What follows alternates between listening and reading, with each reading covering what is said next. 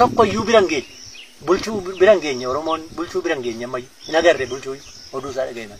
akka bulchi jedhanitti bulchaa jira malee qajeelfama fudhate sakkasii jira isa immoo silayyuu yoom dhabne ree zamana Haile Sillaasees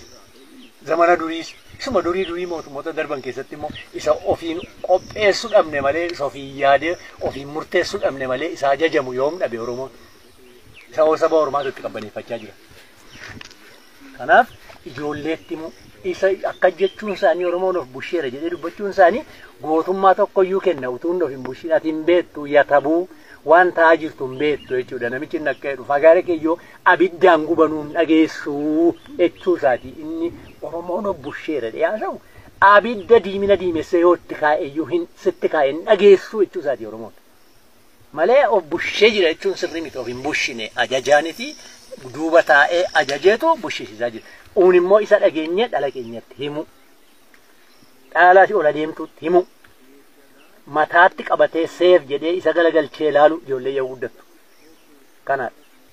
yoos malee nagaan iyyuu dhufu Oromiyaa fi jireenyi dhufu dacheen Oromiyaa qorrosamaa cabaa